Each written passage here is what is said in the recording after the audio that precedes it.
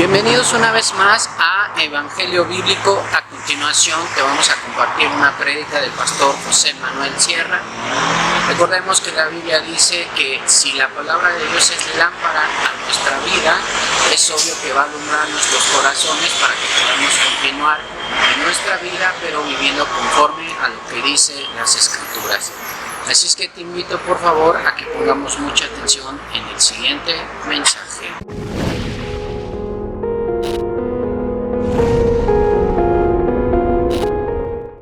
Me he topado con gente que me hablan, gente incluso fuera de la iglesia, que me hablan acerca de que, aunque no vienen aquí, aunque no van a ninguna iglesia, presumen de la gran fe que tienen. O sea, a veces hablo con algún vecino, con alguna persona de aquí del barrio, y me dice, no, yo no voy a la iglesia por esto, no soy practicante, pero soy creyente y tengo mucha fe en Dios. ¿Conocen ustedes alguna persona así? Alguna persona que te dice, mira, yo la verdad es que yo de iglesia no quiero ni la tuya, ni la mía, ni ninguna, pero soy un creyente, yo tengo mucha fe. Y después me ha pasado que hablando con esas personas que presumen y que alardean de tener una gran fe, cuando les escucho hablar y me cuentan su vida, yo digo, Señor, pues es una vida llena de problemas, de tragedias, de líos, que si el marido, que si la mujer, que si los hijos, que si... Bueno, y yo digo, Dios mío, pero algo tiene que haber cuando una persona dice que tiene fe, se considera creyente, pero la vida no le... como que no le van en la vida las cosas como deberían de irle, ¿no? Entonces, orando al Señor, encontré un pasaje que nos pueda ayudar a todos cuando nos encontramos con alguna persona que nos dice que tiene mucha fe, que se denomina creyente, pero tú sabes que la vida de esa mujer, de ese matrimonio, de esa familia, no es una vida bendecida, no es una vida atractiva en ningún aspecto, sino que es una vida que tú dices, Dios mío, pues si esto es tener fe, vivan los ateos, como dijo el otro, ¿no? Entonces hay un pasaje muy interesante que está ahí en la Biblia y yo lo quiero compartir con ustedes y justamente me he dado cuenta que solo lo que vamos a leer esta noche, solo lo podemos leer en Lucas, capítulo 17. No hay en ninguna otra parte de los evangelios este relato bíblico. Hay otros, pero este no. Solamente en Lucas capítulo 17, a partir del versículo 11, encontramos la historia de una sanidad a distancia. Claro, esto nos tiene que motivar muchísimo a nosotros, porque el Señor no solamente sanaba haciendo actos de presencia o tocando a una persona enferma en un momento determinado, sino que sanaba a distancia, sin necesidad de que el enfermo se acercara a Él o que Él se acercara al enfermo, sin necesidad de tocarlo, sin necesidad de imponerle las manos y bendecirlo, sin necesidad de eso, se producían también en momentos puntuales sanidades y milagros extraordinarios. Lucas 17, versículo 11, nos habla de la historia de 10 hombres que tenían un problema en común. Seguramente eran de diferentes nacionalidades, de diferentes extractos sociales, pero todos tenían un problema en común. Y dice la historia que Jesús iba a Jerusalén y estaba pasando entre Samaria y Galilea. Y al entrar en una aldea le salieron al encuentro 10 hombres leprosos, los cuales se pararon de lejos y alzaron la voz diciendo, Jesús, Maestro, ten misericordia de nosotros. Cuando él los vio, les dijo, id, mostraos a los sacerdotes. Y aconteció que mientras iban, fueron limpiados. Entonces uno de ellos, viendo que había sido sanado, volvió glorificando a Dios a gran voz. Versículo 16. Se postró rostro en tierra a sus pies, dándole gracias, y este era samaritano. Respondiendo Jesús le dijo, ¿no son 10 los que fueron limpiados, y los 9, dónde están? No hubo quien volviese y diese gloria a Dios, sino este extranjero. Y le dijo, levántate, vete, tu fe te ha salvado. ¿Cuántos dicen amén?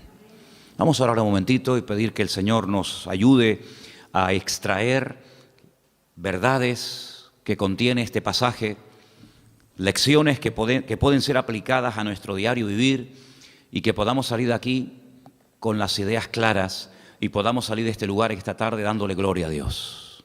Señor, te damos muchas gracias por este privilegio, esta nueva oportunidad que nos brindas de estar aquí reunidos.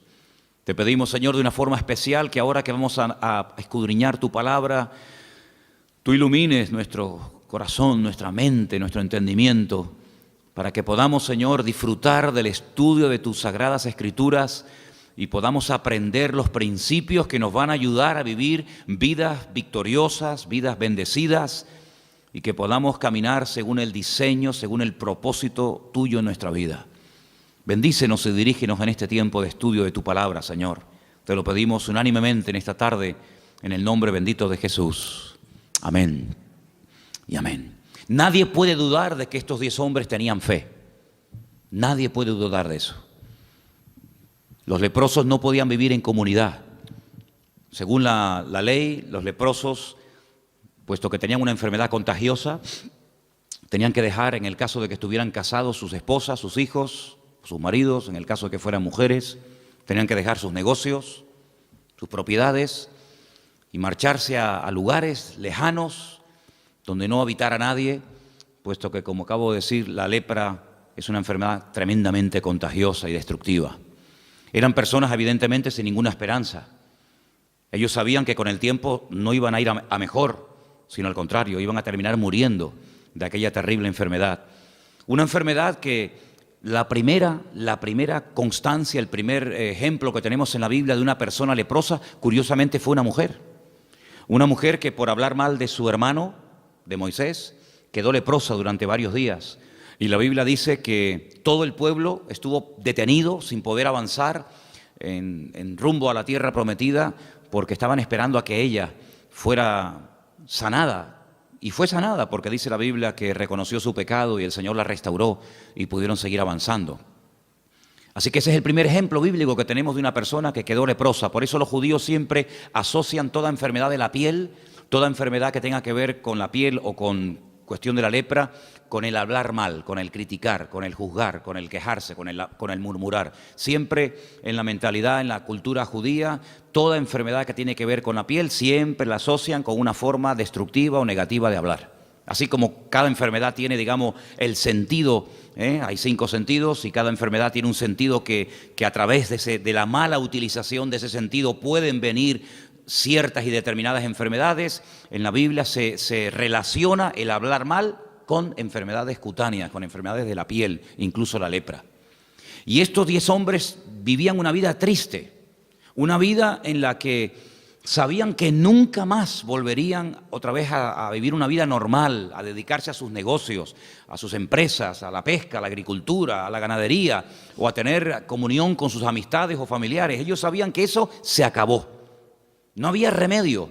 Puede ser que una persona que contrajera la lepra fuera una persona moralmente buena, religiosa, pero ellos sabían perfectamente que ni siquiera la religión judía, el judaísmo, iba a poder restaurar la piel, iba a poder restaurar su enfermedad. Ni siquiera con dinero, ya que no se podía con la religión, bueno, pues con dinero, el mejor médico, tampoco. En aquellos tiempos la lepra era una enfermedad, ya digo, totalmente incurable. Tenían que salir de las ciudades y esperar lentamente que sus cuerpos se fueran deteriorando hasta llegar a la muerte.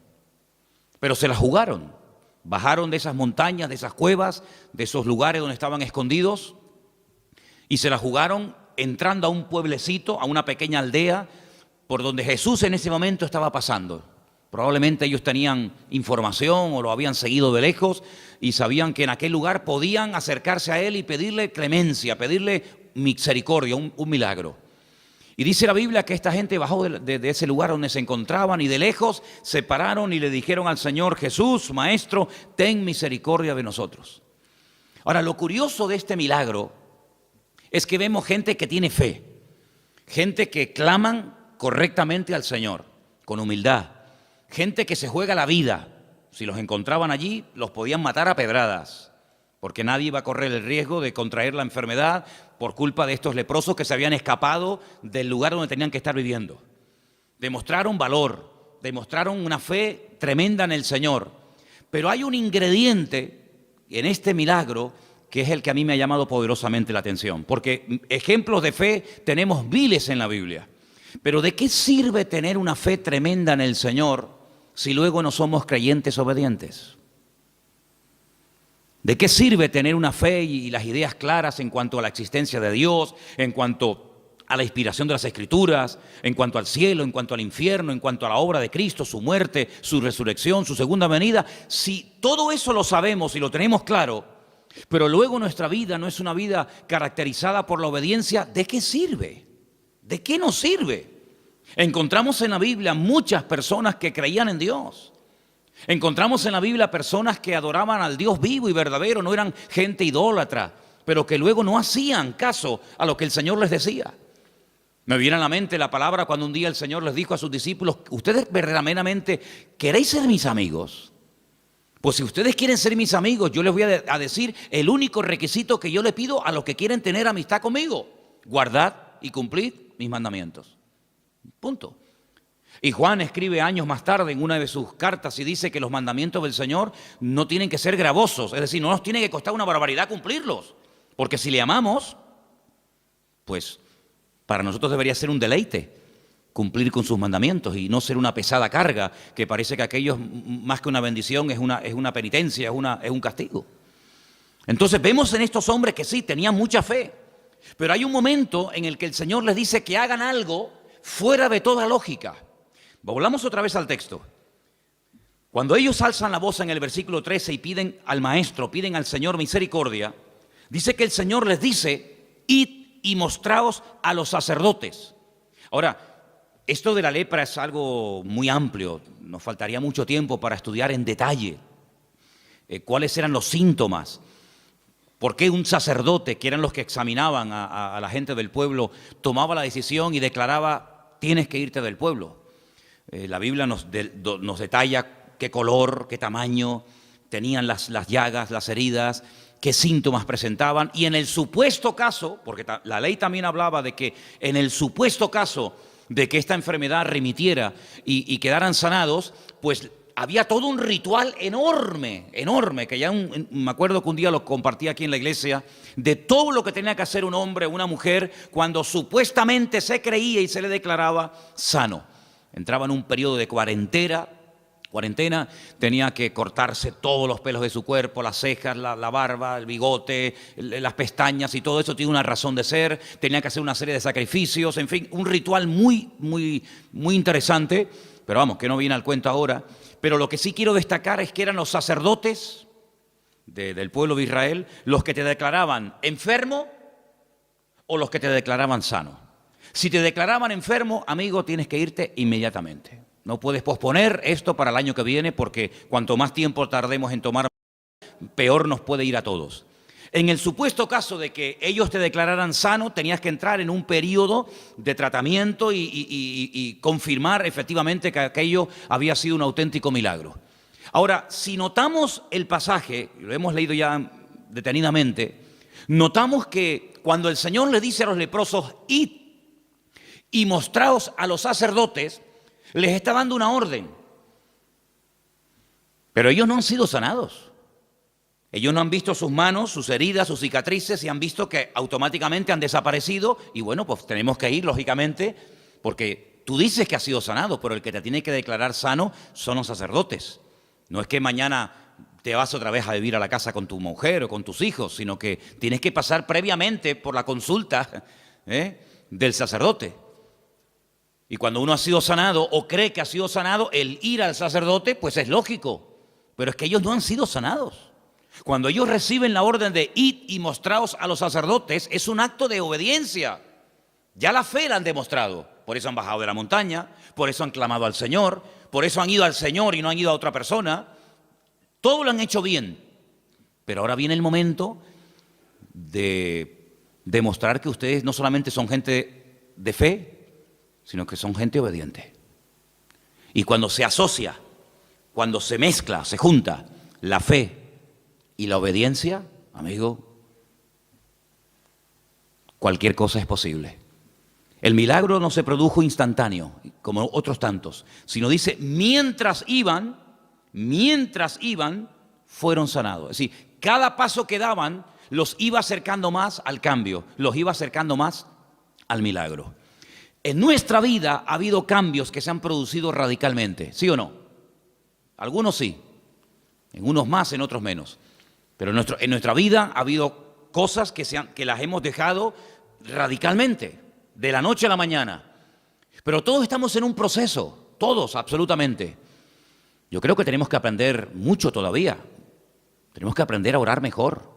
No somos una iglesia fuerte en oración. Sí, oramos, pero no somos una iglesia fuerte en oración. Sí, alabamos, cantamos al Señor, pero aquí hay mucha gente todavía que no sabe adorar a Dios. Y eso es evidente. Y tenemos que por lo menos reconocerlo. Para poder crecer y aprender hay que reconocer. Si no, no somos una iglesia misionera. No tenemos obreros que hayan salido, matrimonios, jóvenes, gente que haya salido de esta iglesia para otros países a abrir campos de misioneros. No somos una iglesia misionera. No somos una iglesia rica económicamente hablando. Somos una iglesia que, bueno, que vamos ahí dependiendo del Señor el día a día, ¿verdad? Hay muchas cosas que tenemos que aprender. Hay mucho camino que tenemos que recorrer. Pero en ese camino se va creciendo no solamente con fe, sino con obediencia. Porque si esta gente tenía mucha fe, pero se hubieran planteado, se hubieran mirado a las caras y hubieran dicho, oye, ¿y para qué vamos a ir a Jerusalén? ¿Para qué vamos a hacer este largo viaje? Pero si es que no ha pasado nada. Mírate las manos, mírate la cara, mírate el cuerpo, mírame yo cómo estoy, si aquí no ha pasado nada. Esto es un disparate, esto es una locura, ir a Jerusalén a mostrarnos a los sacerdotes, ¿a qué? Pero en ningún momento encuentras peros. Y una vez prediqué aquí, no sé si ustedes se acordarán, un mensaje que se llamaba los peros que hay en la Biblia, que hay un montón. Has trabajado, has sufrido, has probado a los que se dicen ser apóstoles, a las habéis hallado mentirosos, pero tengo contra ti que has dejado tu primer amor. Hay un montón de peros en la Biblia, pero en esta historia ni uno. En esta historia no encuentras a uno solo, de los días a uno que dijera, oye, esto es un disparate, Esto no será un emocionalismo, ir a mostrarnos a los sacerdotes, pero vamos a esperar primeramente cambiar, vamos a esperar primeramente ver cambios significativos y entonces vamos a Jerusalén. Pero ir sin ver cambios me parece un disparate. ¿Sabes que en la vida hay creyentes que actúan así? Vamos primeramente a ver y luego vamos a actuar. Y el Señor Jesucristo una vez dijo una palabra muy interesante cuando Él dijo, bienaventurados los que creyeron sin necesidad de haber visto previamente. Por lo tanto, en nuestra vida no solamente tenemos que potenciar y utilizar la fe es un ingrediente y un elemento indispensable, hasta el punto que el Señor dice, sin fe, ya lo sabéis, lo que dice el texto, es imposible agradar a Dios. Pero no nos olvidemos de que mejor que ciertos y determinados sacrificios, mejor que ciertas y determinadas acciones, pues dice el Señor, mejor que todo eso es la obediencia. Porque cuando nosotros estudiamos en su día la vida del primer rey de Israel, de Saúl, Saúl era un creyente, Saúl no era un ateo, Saúl era creyente. Y hay momentos puntuales en los que él va a pedir consejo del profeta Samuel. Y hay momentos en los que hasta se le ve profetizando. Pasó por una persona espiritual, no lo era, pero en ese momento, bueno. Pero sin embargo, la característica fundamental de Saúl es que era un desobediente. Cuando el Señor le da la orden de ir y exterminar a Amalek, de no dejar nada, para llevárselo al pueblo, y cuando al día siguiente va Samuel y le dice, oye, pero no te dije yo que no tenías que traer ni ovejas, ni bueyes, ni nada, ¿esto qué es? Y le echa la culpa a los demás. No, es que el pueblo lo perdonó. No, el pueblo y tú lo has perdonado. Porque si el pueblo en un momento determinado cogió cosas y tú ves que las han cogido, pues para eso estás tú, para decir, no, hoy no se puede coger nada. Pero tú lo has consentido, por lo tanto eres copartícipe de la desobediencia del pueblo. Luego, viendo que por ahí no le van bien las cosas, cambia y entonces lo que dicen, bueno, es que hemos perdonado, el pueblo ha perdonado lo mejor del rebaño para presentarlo en sacrificio al Señor. Y es cuando el profeta Samuel le dice, pero mira, qué sacrificio, pero si lo que tú has hecho no tiene justificación alguna. Es decir, tú puedes presentar 20.000 sacrificios, pero sigues siendo un desobediente. Y mejor que los sacrificios es obedecer al Señor. Y vemos que es una persona que tenía un potencial tremendo, pero echó a perder su vida porque era un desobediente. No porque era un ateo, era un creyente, pero un creyente desobediente. El otro día, cuando teníamos la reunión por Skype con los hermanos de Israel, les compartí acerca del libro de Jonás. Sí, era un profeta Un profeta de Dios, un profeta verdadero. Hombre, tan verdadero era que el Señor lo llama para que vaya a una ciudad a predicar la palabra, pero se niega, no quiere ir. Va al lado contrario. ¿Por qué? Porque es un profeta desobediente. Luego, incluso una persona puede estar en el ministerio, llamarse pastor, apóstol, profeta o lo que sea, y ser en el fondo un desobediente. Incluso hasta vimos en el libro que se enfada con el Señor cuando la ciudad se convierte. Y el Señor, lógicamente, cuando ve que se han convertido y se han arrepentido de corazón, pues los perdona. Y entonces salta Jonás y dice: ve, yo lo sabía. Yo lo sabía que tú eres un Dios misericordioso y clemente, lento para la ira, grande en misericordia, y yo sabía que los ibas a perdonar. Y está diciendo en otras palabras, es que yo quería que los condenaras. Yo no quería que se arrepintieran y tú los perdonaras. Entonces, ¿pero qué tipo de profeta es ese? ¿Qué tipo de predicador es ese que se convierte en una ciudad entera y se enfada? Entonces, ¿qué es lo que tú querías? Pues que le viniera el palo encima. Y me llamaba la atención que cuando el Señor confronta a Pedro, en aquella conversación que tiene con él en el mar de Galilea, y le dice: Pedro, ¿tú me amas? Y le dice: sí, Señor, tú sabes que yo te amo. Y muchas veces cuando hablamos de este encuentro, de este momento de restauración, pues decimos lo que acabo de decir yo ahora. Pero es que realmente no dijo eso exactamente el Señor, sino que le dice: Pedro, hijo de Jonás.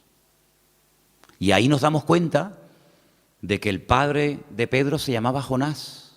Y lo menciona 3 veces. La primera vez que vemos que Pedro, o que el Señor menciona el nombre del padre de Pedro, como diciendo que eres hijo de Jonás. Y Jonás, sabéis que en vuestra cultura y en vuestra historia bíblica pasó a la historia como el profeta rebelde, como el profeta desobediente, como el profeta que prefirió que lo tiraran por la borda y morir ahogado antes de reconocer que estaba haciendo su voluntad y que se estaba rebelando en contra del Señor.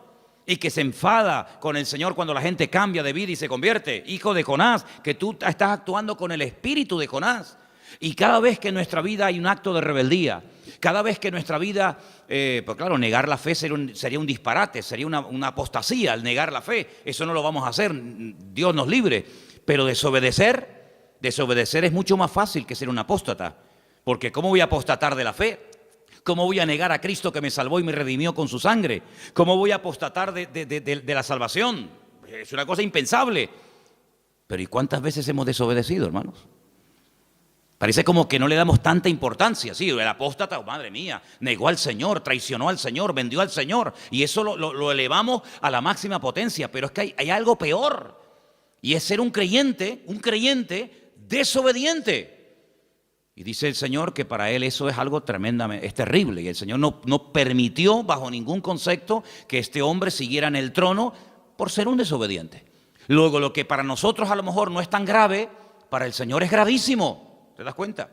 Y también lo que para nosotros puede ser algo terrible, pues el Señor a lo mejor no le da tanta importancia como tú y yo le damos en alguna ocasión. Así que en este pasaje vemos esa combinación extraordinaria: fe y obediencia. Y mientras iban, dice la Biblia, que fueron sanados. Sanados a la distancia, sanados progresivamente. Y algo muy importante que se da aquí. Y es que de los 10, solamente uno, vamos a leerlo otra vez, solamente uno volvió al Señor. Entonces uno de ellos, versículo 15, viendo que había sido sanado, volvió glorificando a Dios a gran voz. Se postró, rostro en tierra a sus pies, dándole gracias, y este era samaritano. Del que menos se esperaba, al final fue el que les dio un ejemplo a todos los demás. Jesús entonces le dice: ¿no son 10 los que fueron limpiados? ¿Te das cuenta cómo el Señor esperaba que vinieran los 10? ¿Y los 9 dónde están? No hubo quien volviese y diese gloria a Dios, sino este extranjero. Y le dijo: levántate, vete, tu fe te ha salvado. Qué tremendo, ¿no? Cuando recibimos contestación a una oración, cuando pedimos que el Señor nos guarde en un viaje y regresamos del viaje, O cuando le pedimos al Señor que nos guarde en la carretera y nos guardó. O cuando le pedimos al Señor que nos supliera aquella necesidad, o que se abriera aquella puerta, o que nos llamara aquella persona, o que ocurriera tal circunstancia, después nos paramos y decimos, oye, se lo pedimos al Señor, pero no le hemos dado gracias. Creo que les conté que este verano, cuando estuvimos de vacaciones en la península, fuimos un día, Elena y yo, a Portugal. Y allí perdí el móvil. En la frontera entre España y Portugal hay un pueblo donde hay unas murallas muy bonitas y está siempre lleno de gente. Van muchísimos turistas a pasear y hay muchos restaurantes y la gente va a comprar cosas. Y allí se me perdió el móvil. Y bueno, cuando me di cuenta que había perdido el móvil con todos mis datos y los teléfonos y todo, pues uno dice, Señor, ¿y qué hago?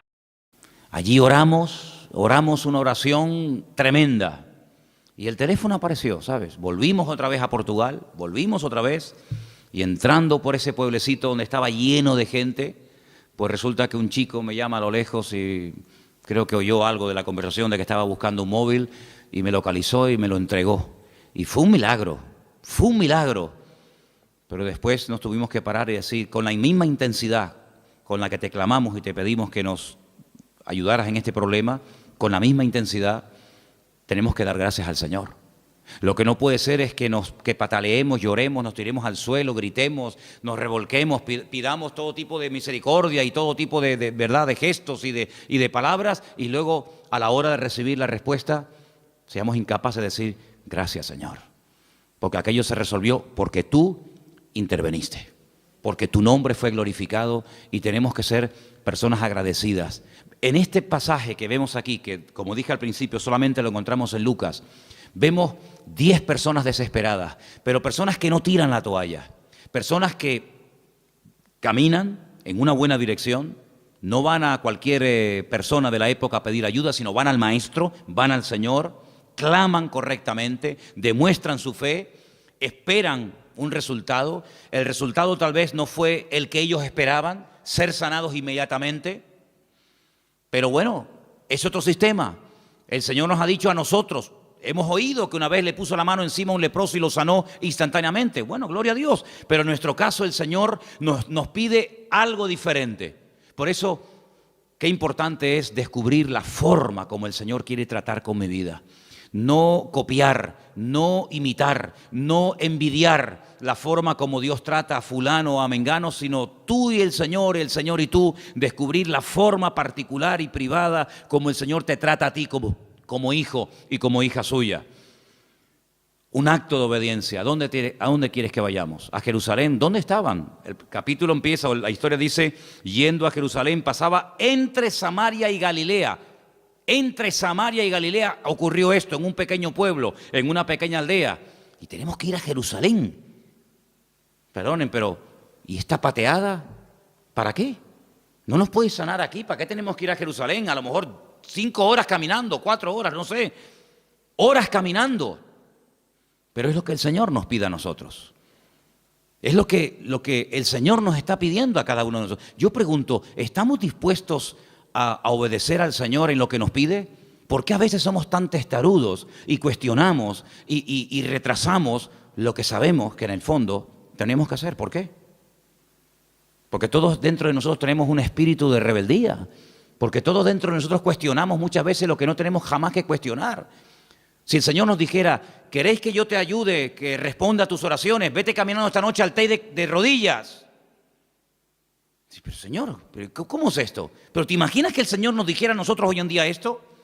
¿Te imaginas que el Señor nos pusiera barro en los ojos y nos dijera, vete a la playa de las Teresitas y cuando llegues allí te bañas?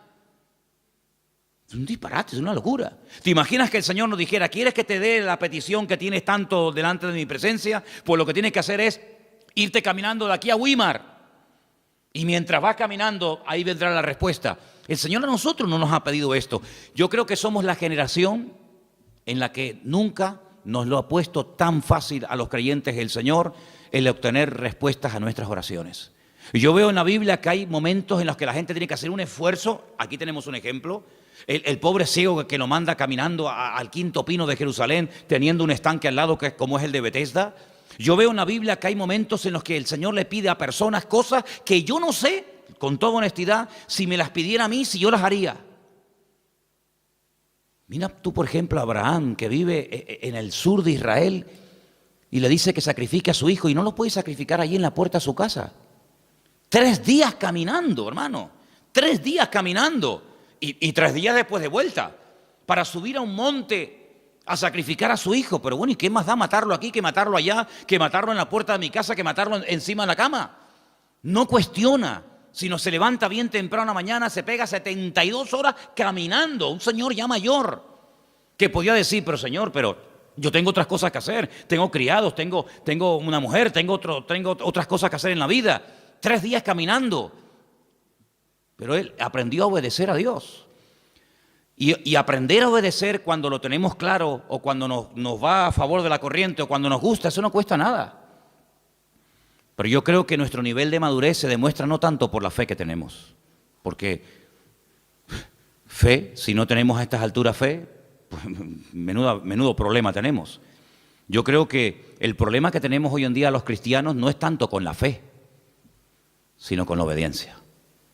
Porque la fe es como algo abstracto, ¿no? Decimos que tenemos fe y no tengo que hacer nada para demostrar que la tengo. Pero la obediencia, sí tenemos que hacer una serie de cosas para demostrar que verdaderamente somos creyentes obedientes. Y es ahí donde se marca la diferencia. Porque una fe que no actúa en obediencia es una fe muerta. Entonces puede ser, no digo que siempre sea así, pero no puede ser que hay cosas en nuestra vida que aún no se han resuelto, respuestas a oraciones que aún no han sido contestadas, porque sí, tenemos fe, se lo hemos pedido al Señor, pero no estamos actuando como el Señor nos pide que actuemos. Entonces no detengamos bendiciones de Dios para nuestra vida por nuestra falta de obediencia al Señor. Porque la obediencia es lo que marca la diferencia.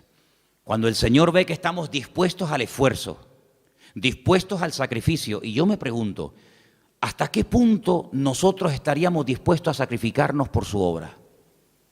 ¿Hasta dónde seríamos capaces de llegar? ¿Hasta dónde seríamos capaces de esforzarnos? ¿Hasta dónde seríamos capaces de aguantar, de obedecer y de ir en actos de obediencia? ¿Hasta dónde? Cada uno de nosotros evidentemente es un mundo, no hay dos iguales, eso está más claro que el agua. Esto es como los hijos, puedes tener 20 y los 20 son diferentes. En las ovejas pasa lo mismo, en las iglesias pasa lo mismo. No hay 2 creyentes iguales, no hay 2 creyentes, aunque lleven toda la vida en la misma iglesia, con el mismo pastor, en la escuela dominical, en los jóvenes, pero no hay 2 creyentes iguales. ¿Hasta qué punto nosotros estaríamos hoy dispuestos a esforzarnos y a sacrificarnos por la obra del Señor? ¿Hasta qué punto? Bueno, pues es ahí donde yo creo que tenemos que madurar. Porque si yo les pregunto, hermano, ¿ustedes tienen fe? ¿Qué responderían ustedes? Sería bueno que me respondieran. ¿Qué tal está el tema de la fe? ¿Verdad que no hay problema? Claro, ¿quién va a tener problemas con la fe? Además, ¿quién sabe cuánta tienes o cuánta no tienes? Y eso es una cosa que solamente ve el Señor. Pero ¿y la obediencia? Hermano, que mañana hay que venir a pintar a la iglesia. Ay, amigo, ¿y por qué tengo que ir yo? Hermano, mire que mañana hay que hacer tal cosa. Mire, hermano, que tenemos que echar una mano para tirar esto para adelante. Mire, hermano, que tenemos... Ay, amigo, es que es ahí, es que la fe y el cantar, gloria a Dios, y cada uno con la suya, y no pasa nada. Pero es en los actos, es en las acciones, es en el esfuerzo. Y quiero solamente terminar diciendo algo. Cuando el apóstol Pablo dejó de pastorear la iglesia de Éfeso, que ya sé que era complicada, una iglesia muy grande, una iglesia, fíjate tú lo que te voy a decir ahora. El día de la despedida, después de 2 años de arduo trabajo en la iglesia de Éfeso, dice Pablo algo así tremendo. Imagínate si yo lo dijera hoy, imagínate. Hermanos, yo sé que después de mi partida entrarán en este rebaño, en esta congregación, lobos rapaces que no perdonarán al rebaño. Bueno, se entiende, no está pastor, no está Pablo, seguramente algunos aprovecharán el vacío para meterse, no, pero espérate, que hay más. Dice, y también sé que después de mi partida, de entre vosotros, no de fuera, de entre vosotros, se levantarán lobos rapaces que no perdonarán al rebaño. Madre mía, menudo futuro. Y ahora dice Timoteo, y ahora yo me voy, pero tú te quedas. Y él ha escuchado el mensaje de despedida. Pobrecito Timoteo. Timoteo habrá dicho hoy, no puedes dejar a Tito, no puedes dejar a Silas, me tienes que dejar a mí a bailar con la más fea, ¿eh? Claro, el pobre Timoteo se enferma del estómago al poco tiempo, eso es normal. Los nervios, al poco tiempo lo empiezan a menospreciar, al poco tiempo lo empiezan a infravalorar, tú eres muy joven, tú no tienes experiencia, tú no sirves para nada, y seguramente le habrá dicho a Pablo, Pablo, sácame de aquí, que mira que me van a comer esta gente, mira que no sé qué, que no me valoran, que si soy muy joven, que si soy muy debilucho, que si no sé qué, y Pablo le escribe una carta y que le dice, esfuérzate, amigo, pelea, lucha, echa mano de la vida eterna. Aviva el fuego del don de Dios que está en ti. Evita discusiones y problemas, evita todas esas cuestiones. Tú cumple con tu ministerio, predica con ganas y sin ganas. Eso es lo que significa tiempo y fuera de tiempo. Y no le da ni una rendija de posibilidad para decir, bueno, aleluya, me salgo de aquí corriendo. Sino que le dice, esfuérzate, pelea, lucha. Timoteo, hombre de fe. Pablo estaba orgulloso de él. Pero tienes que demostrar tu fe, amigo. ¿Y cómo tienes que demostrar tu fe? Aguantando. Y tienes que demostrar tu fe con el esfuerzo y con el sacrificio. Hasta ahora no has demostrado nada. ¿Qué vas a demostrar? Si el que predica, el que comparte, el que abre la obra, el que se lleva los palos, al que meten en la cárcel, al que apalean, al que escupen, al que apedrean es a mí, siempre es al mismo. Pero ahora te toca a ti, y ahora te toca a ti coger el testigo. Yo ya estoy pronto, dice Pablo, el tiempo de mi partida está cercano, pero ahora eres tú el que tienes que pelear y luchar y batallar y dice, y lucha legítimamente, y pone el ejemplo del atleta y pone el ejemplo del agricultor, etcétera. En otras palabras, la fe se demuestra con los hechos. Las palabras no sirven de nada. Y hay momentos en los que cuando una iglesia empieza, pues sí, todo el mundo habla y todo el mundo propone y todo el mundo sugiere, y eso está muy bonito y está muy bien, pero con el paso del tiempo una iglesia que madura, una iglesia que crece y una iglesia que avanza, no es la iglesia que habla tanto, sino que hace más de lo que habla. Y yo creo que nosotros, queridos hermanos, hemos llegado ya a un punto en nuestra vida particular, ministerial y como congregación en la que tenemos que darnos cuenta de que la fe lo tenemos superado. No es que tengamos una fe a prueba de bomba, ni seamos un experto en fe, no tenemos una fe, pues en fin, como tiene que estar, bien, pero lo que tenemos que trabajar más es en nuestra obediencia, en nuestro esfuerzo, en nuestro sacrificio. La obra del Señor tiene que ser una prioridad, no algo secundario. No podemos venir de excursión a la iglesia. Tiene que ser una prioridad. Investigar, oye, ¿cómo está la obra? ¿Qué le hace falta? ¿Qué no le hace falta? Hay gente que nunca pregunta nada. ¿Me entiendes? Venir a escuchar sermones, predicaciones. Gloria a Dios, está muy bien. Oye, encantado de la vida. Pero somos una familia. En la familia se pagó la luz. Mamá, se pagó el agua. Que no, pues mira, los zapatos al niño se le quedaron pequeños. Bueno, pues vamos a hacer una colecta para comprar los zapatos a tu hermano menor. Que, pues mira, los libros de la niña no se han podido comprar. ¿Y qué falta? Pues mira, la maletita de la escuela de la niña se estropeó. En una familia hay que hablar. Hay momentos en los que, sí, comemos, vemos la televisión, vemos una película, vamos a la playa juntos. Está muy bonito. Pero en una familia hay que sentarse y decir, aquí hay que arremar el hombro, ¿eh? ¿Cuántos años tiene este? No, tiene 30. Hijo, ya tienes que aportar, aquí no puede estar aquí a la sopa boba, que papá lo pague todo o que el abuelito venga, ¿verdad? Pues en una iglesia exactamente igual, hermano. En una iglesia tenemos que arrimar el hombro, no solamente venir a comer. Una vez oí un predicador, no es una frase mía, no sé si es así 100%, yo solamente lo digo, pero una vez escuché a un predicador que dijo algo así como, a nadie se le ocurriría ir a un restaurante, sentarse a comer, pedir la comida, comer de maravilla y no pagar. A nadie se le ocurre. Eso sería un delito, vamos. Imagínate que llega el camarero y te dice, mire, son, no sé, 70, 80, 90, 100 euros. Pues mire, yo he comido muy bien, felicita al cocinero, ha sido una comida excelente, el servicio maravilloso, pero no le voy a pagar. Ah, ¿no? ¿Por qué? ¿Por qué no? No le voy a pagar. Qué interesante, ¿no? Qué interesante. Ir a un restaurante, o irte aquí al Corte Inglés, o irte a una tienda, ponerte la ropa, los zapatos, camisa, pantalón, la corbata, y decir, miren, me encanta cómo me queda, de verdad que... Pero no lo voy a pagar. En la obra del Señor muchas veces nos acostumbramos a vivir única y exclusivamente de la gracia de Dios. Señor, dame, dame, dame, dame y dame. Y no es que nosotros tengamos que pagarle al Señor. ¿Qué le voy a pagar yo al Señor? Pero sí tenemos que partir de la base de que el Señor ha puesto bajo nuestra responsabilidad su obra aquí en la tierra.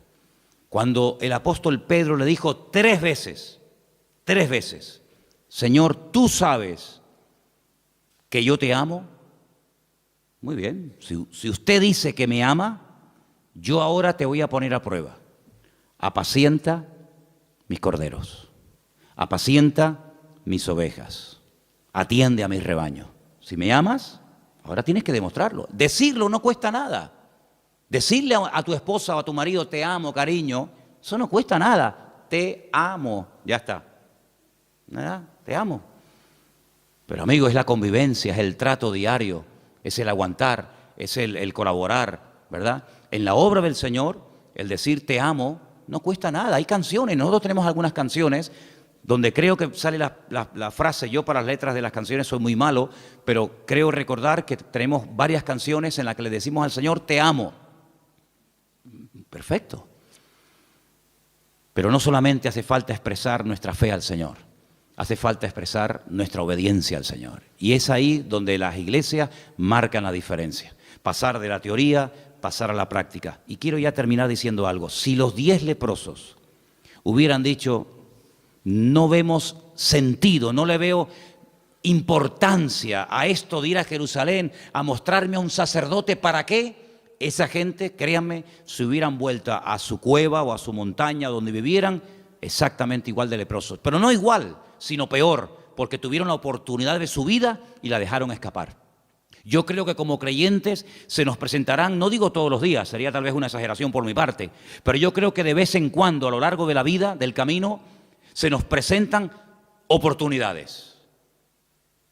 Y esas oportunidades que se nos presentan en la vida tenemos que saber aprovecharlas, porque si las aprovechamos, actuamos con fe y con obediencia, yo creo que el Señor nos bendecirá y el Señor nos va a sorprender y se abrirán nuevos campos y nuevas puertas que de otra manera permanecerán cerradas durante mucho tiempo. Por lo tanto, vamos a echar mano de la fe, amén hermanos, pero vamos también a obedecer al Señor en todo cuanto Él nos pida.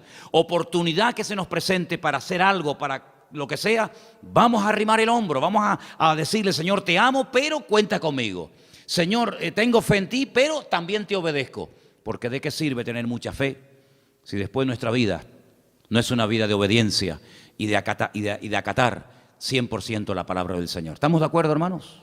¿Estamos de acuerdo? ¿Lo ves así? ¿Lo ves así o no? ¿Haz lo que discrepar? ¿Lo ves así? ¿Que la obediencia y la fe y la obediencia tienen que ir juntos? No puede ir uno por un lado y otro por otro. Si los logramos juntar, estamos en ello, estamos aprendiendo. Pero si logramos juntar la fe y la obediencia, bendito sea Dios, esto va a ser una maravilla para nuestra vida siempre, ¿vale? Entonces, los que son padres y madres aquí, ¿verdad? Que ya hay unos cuantos. ¿Los niños nacen aprendidos y la vida los echa a perder? ¿O la vida o los niños nacen sin aprender y somos nosotros los que tenemos que enseñarles? ¿Cómo es la cosa? Es al revés, ¿no? ¿Qué tenemos que enseñarle a un niño? ¿A obedecer o a desobedecer? ¿Por qué no se le enseña a un niño a desobedecer? Porque ya lo sabe. Ya te aseguro, y cuando seas padre o madre vas a decir, oye, es increíble. No hay que enseñarle a desobedecer. Ya lo saben hacer. Hay que enseñarle a obedecer. Bueno, pues como recién nacidos en Cristo, como hijos del Señor, el Señor no nos tiene que enseñar a desobedecer. Ya sabemos hacerlo. Y muy bien, lo que nos tiene que enseñar el Señor a nosotros es a obedecer su palabra. Vamos a orar en esta tarde. Ahí donde estás, cierra un momentito tus ojos y vamos a pedirle al Señor que nos ayude como estos 10 leprosos a depositar nuestra fe en Él, cosa que gracias al Señor lo tenemos claro, pero también a obedecerle. Y habrá momentos en la vida en los que el Señor nos pondrá a prueba, no tanto en la fe, sino en la obediencia. ¿Qué vamos a hacer con lo que sabemos que tenemos que hacer? Señor, te damos muchas gracias porque tu palabra es tan rica, tan variada, tan clara, Señor, que nos muestra siempre las formas y las maneras como tenemos que actuar en nuestra relación contigo. Gracias porque la fe que tenemos tú nos la diste, es un don, es un regalo que tú le has dado al ser humano. Y tenemos que crecer en la fe, claro que sí, Señor, lo sabemos. Pero también queremos pedirte esta tarde que nos ayudes a ser un pueblo obediente, sumiso a la voluntad de Dios, a la palabra de Dios. Que nunca cuestionemos tus órdenes, tus mandamientos, sino que demostremos nuestro amor y nuestra fe a través de la obediencia, acatando tu palabra, poniéndola en práctica en nuestra vida. Ayúdanos, Señor, a poder unir la fe y la obediencia para poder ver tu gloria en nuestra vida. Y te pedimos, Señor, que arranques de nosotros todo espíritu de desobediencia, de rebeldía, para que nunca esas actitudes sean la tónica o lo normal en nuestra vida, sino todo lo contrario. Ayúdanos a ser obedientes y sumisos a ti, a tu palabra. Y te damos gracias porque sabemos que lo que te pedimos, tú estás muy interesado en concedérnoslo. Y por eso te damos gracias porque sabemos que tú, Señor, nos vas a ayudar a crecer en fe y a crecer en obediencia. Y recibe toda la gloria y la gratitud de nuestra parte en esta tarde, en el bendito nombre de Jesús. Amén.